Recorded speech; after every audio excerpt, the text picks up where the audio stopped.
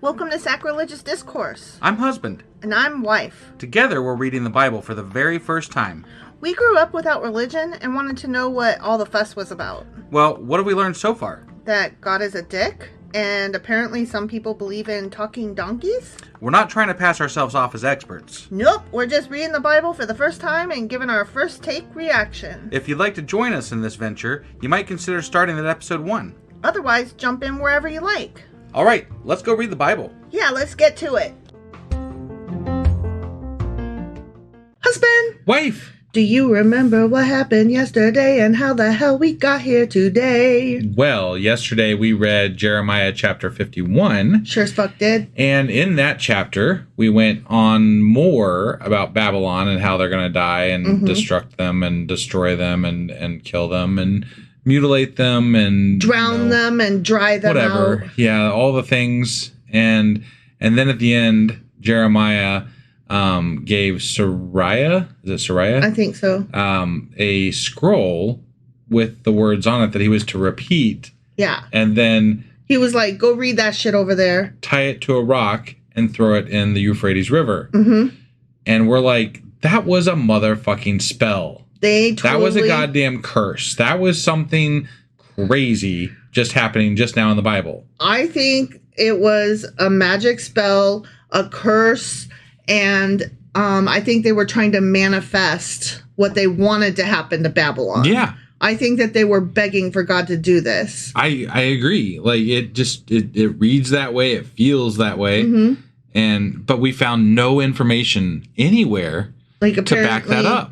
Apparently, nobody else has ever thought of that before. Yeah, no, it's insane. So we're crazy, I guess. Well, I mean, I don't think we're crazy. I don't think we're crazy. I don't think I'm crazy. I mean, maybe this reading the Bible without anybody to tell us what to think is a good thing sometimes. Right. We could be completely wrong here, but it sure read like it was a fucking spell. And it did not read like the previous normal quote-unquote chapters did. Right. It read like a list of things that they really want God to accomplish. Right. In smiting Babylon. And not just things to accomplish, but repeating them over and over and over and almost over again. Almost like an incantation or chanting. Yeah. No, it was very much like a spell. Yeah. It was... Anyway. I mean, not that we practice magic or know what spells are. No. But my impression of what a spell is, that's how it is. Yeah. No, and yes, it was definitely something very, let's just say, different for the Bible. Mm-hmm. And I've seen Conan the Barbarian. I'm not sure what that has to do with that, but okay. They had some witches in there doing some shit. Oh, okay. All right. Sorry. I needed a little bit more clarification than I've seen Conan the Barbarian. But okay. So anyway, we'll get off our high horse here about whatever happened in the last chapter. That was Jeremiah chapter 51. It definitely was. And that means that today we're getting into the final chapter of the book of Jeremiah. Hell chapter yeah. 52, motherfuckers. All right, let's do this. Okie dokie.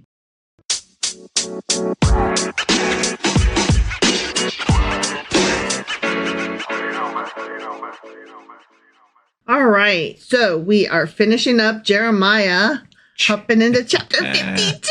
Hell yeah. I'm so excited. Yeah. Okay, so we're going to talk about old Zedekiah Two Eyes. I'm sorry, what the fuck did you just say? That's what I decided to call Zedekiah. Oh my God. Zedekiah Two Eyes. No. Because I don't even know, I can't. What the fuck is that? Because he got his eyes squished out.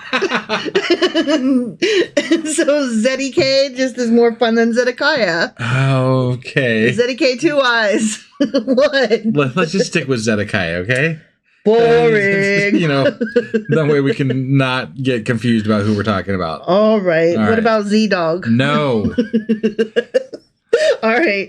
Zedekiah was 21 years old when he became king, and he reigned 11 years in Jerusalem. His mama's name was Hamutal, the daughter of Jeremiah of Libnah. He also did evil in the sight of the Lord, according to all that Joachim had done. For because of the anger of the Lord, this happened in Jerusalem and Judah, till he finally cast them out from his presence. Then Zedekiah rebelled against the king of Babylon. Okay? Yeah. Yeah. Right, yeah. because he was bad boy. Yeah. Which you would think that God would maybe appreciate if he was standing up to the king of Babylon, right? I don't know. But no, obviously not. Sometimes we like Babylon and sometimes we don't. Yeah. Even more than Egypt. I mean, we were just casting a spell last episode to like destroy Babylon. Right. And now, whatever. Yeah. Who could know? It just depends on God's mood. Right. Okay. So now it came to pass in the 9th year of his reign, in the 10th month, on the 10th day of that month, that Nebuchadnezzar, king of Babylon, and all his army came against Jerusalem and encamped against it. Like, remember? Yeah. Remember? I do. Like, yes, God. And they built a siege wall against it all around. So, as we've already read 100 times, the city was besieged until the 11th year of King Zedekiah. Okay. By the 4th month, on the 9th day of the month, the famine had become so severe in the city that there was no food for the people of the land. So it wasn't severe on the 8th day of that month, but no. By the 9th day. Yeah. That's when it was very severe. Yeah, and nor the 6th. And the 7th was right after. Right, yeah. Then the city wall was broken through, and all the men of war fled and went out of the city at night by way of the gate between the two walls, which was by the king's garden, even though the Chaldeans were near the city all around. That's like word for word. We've already read this. And they went by way of the plain. But the army of the Chaldeans pursued the king, and they overtook Zedekiah in the plains of Jericho. Took his goddamn eyes out. And he was 1 hour away from freedom, the border of Egypt or what the fuck ever. Yeah. And then, they killed his sons in front of him before they took his eyes out. Probably all that Egyptian border security. They'd built the wall probably. Right. All his army was scattered from him. Scattered, smothered, covered. So they took the king and brought him up to the king of Babylon at Riblah in the land of Hamath. And he pronounced judgment on him. Then the king of Babylon killed the sons of Zedekiah before his eyes. And he killed all the princes of Judah in Riblah. He also put out the eyes of Zedekiah. And the king of Babylon bound him in bronze fetters, took him to Babylon, and put him in a prison until the day of his death. Okay. Yep. Remember? I do remember. Yeah. Yeah. This is a really is this how it's gonna wrap up? We're gonna just recap everything. It's what it feels like. I'm not. This is okay. I really liked the spell last time. I know. Can we go back to spells and magic? This chapter is we forgot to put an epilogue. Hang on. Now, in the 5th month, on the 10th day of the month, these dates are killing me. Yeah, they're very excited about these dates. Yeah. This is unlike anything else that has happened in this fucking book. Okay, so now, in the 5th month, on the 10th day of the month, parentheses voice, which was the 19th year of King Nebuchadnezzar, king of Babylon, Nebuzaradan, the captain of the guard who served the king of Babylon, came to Jerusalem. Yeah. He burned the motherfucking house of the Lord and the king's house. All the houses of Jerusalem, that is. All the houses of the great, he burned with fucking fire. Yeah. Okay. And all the army of the Chaldeans who were with the captain of the guard broke down all the walls of Jerusalem all around. Okay. I'm trying to spice this up because it's so boring. Yeah. Then Nebuzaradan.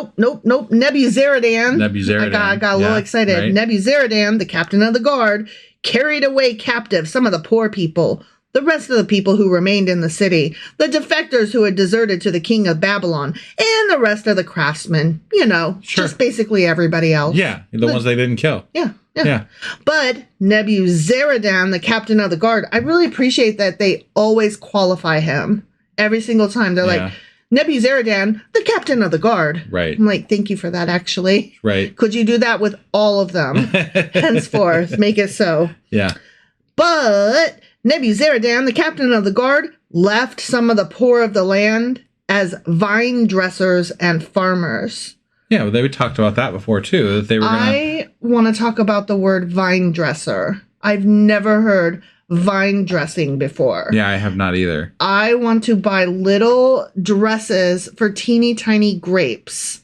That has nothing to do with what that meaning conveys. I want to dress my vines. I want to get little miniature gowns. I want prom dresses. I want cocktail gowns. I want hoop skirts. I want poodle skirts. I want mini skirts. I want night to day Barbie business suit dresses. Mm-hmm. Yeah. I want all these dresses for my grapes. Okay. Okay. Right. Yeah. I no longer want naked grapes. They better be dressed. Okay. Okay. Yeah. The bronze pillars that were in the house of the Lord and the carts and the bronze sea that were in the house of the Lord. Remember the sea? I do. That were in the house of the Lord.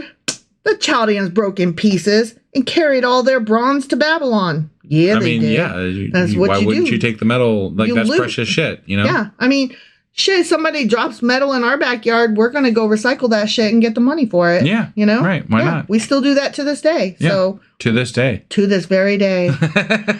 They also took away the pots, the shovels, the trimmers, the bowls, the spoons, but not the forks, and all the bronze utensils with which the priests ministered. So not the spatulas. So they took the fancy sets. They did. Not the salad plates. Right. Not the butter knives. Well, I mean, if those are just made of ceramic, those are, boring. But bronze. That's not boring. That's bronze. I wonder if they had cocktail forks. I don't know. I would be interested to learn if they had cocktail forks. I'm betting not. The basins, the fire pans, the bowls, the pots, the lampstands. It's all I need. The spoons and the cups, whatever was solid gold and whatever was solid silver, the captain of the guard, he took that shit away. Oh, yeah. The 2 pillars, 1 sea, the 12 bronze bulls which were under it. Oh, I forgot about the bulls. Yeah. And the carts, which King Solomon had made for the house of the Lord. The bronze of all this shit, all these articles, was beyond measure. Mm-hmm. Now, concerning the pillars, Yeah.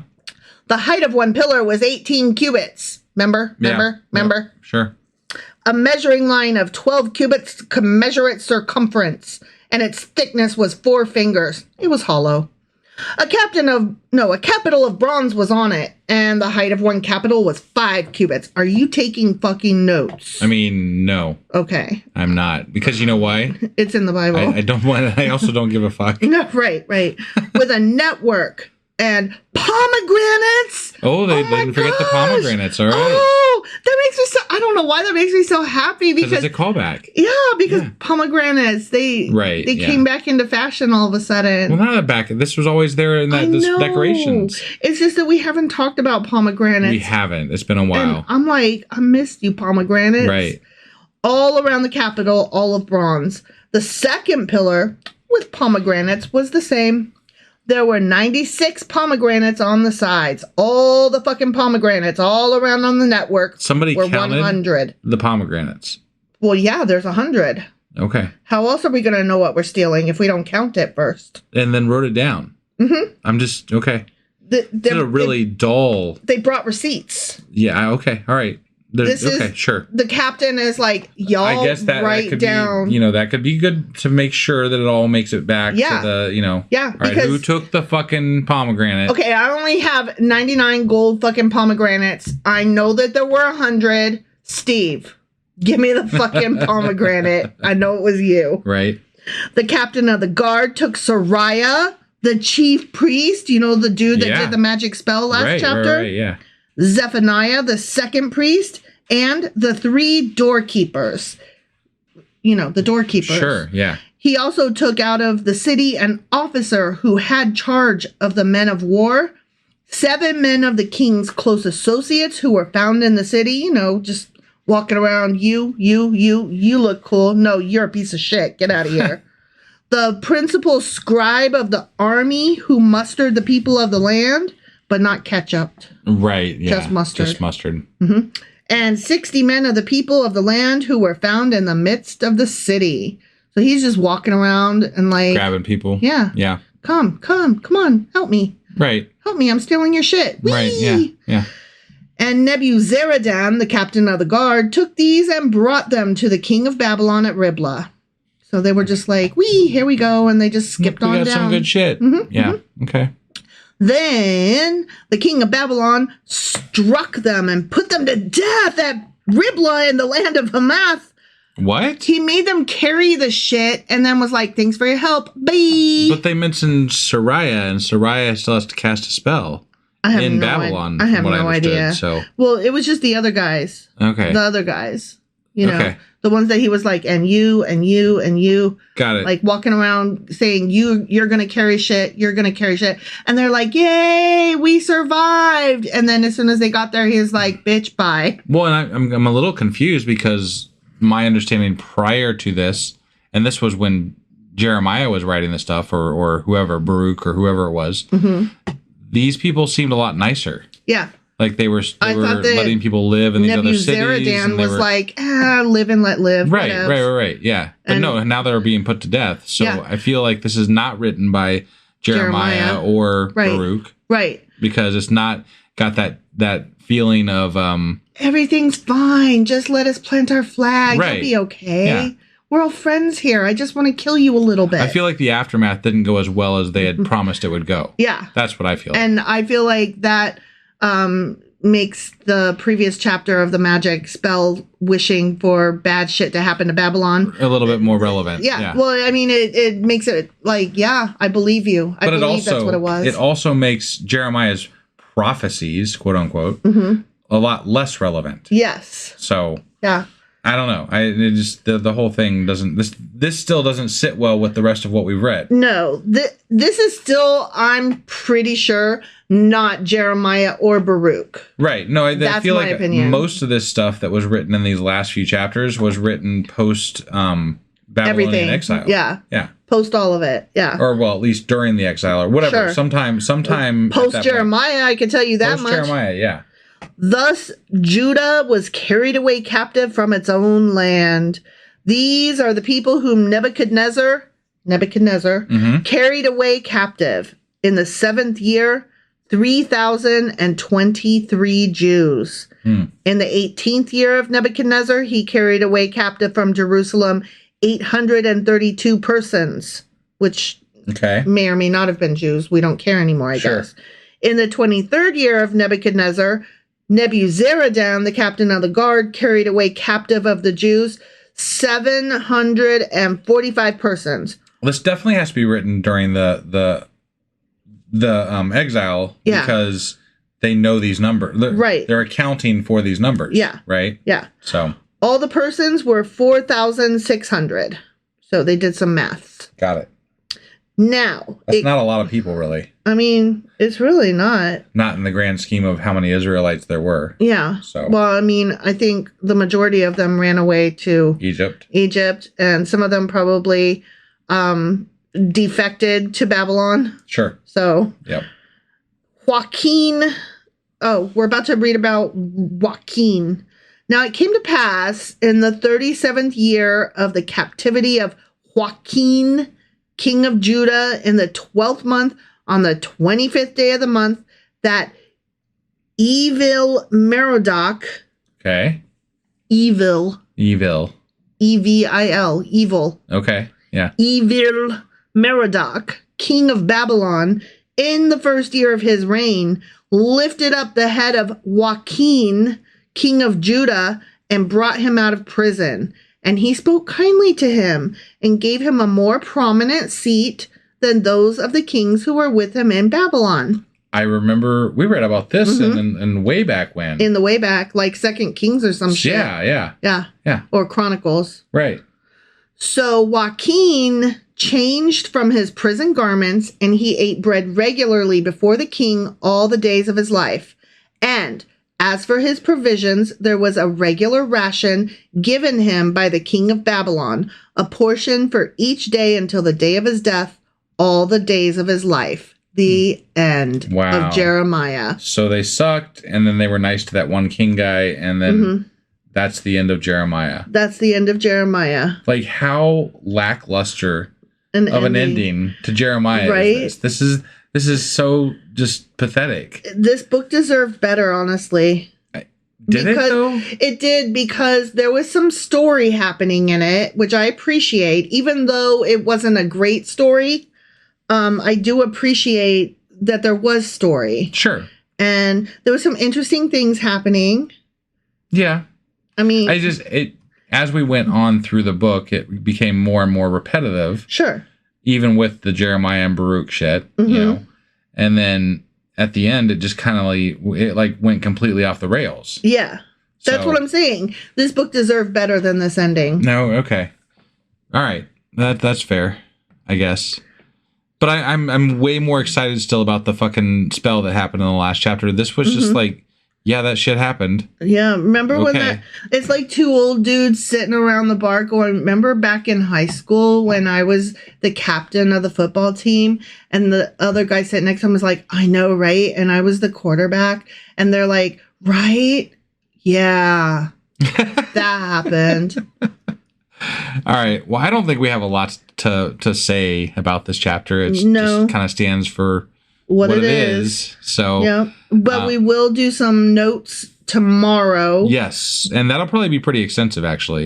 I'm imagining. Yeah, it'll just be over the final chapters, that weird unit of addressing the nations. Right, and the spell bullshit. Yeah. And whatever. So, yeah. So, anyway, that was Jeremiah chapter 52. Sure as fuck was. The end of Jeremiah. Congratulations, everyone. Yeah, congratulations. We finished yet another book of the Bible. Yes. We are coming up, this was the 24th book, so that means we're going into the 25th book of the Bible next. So a nice, factor of 5 number. That'll be Lamentations, which is also by Jeremiah, supposedly. Fun. Sorry to, kill your joy. But we will be back tomorrow with... It's not a Saturday, but it is going to be a Q&A during the week. And then we got the rest of our regular wrap-up end of book stuff coming up after that as well. So we will see you guys tomorrow. Yep. Bye. Bye.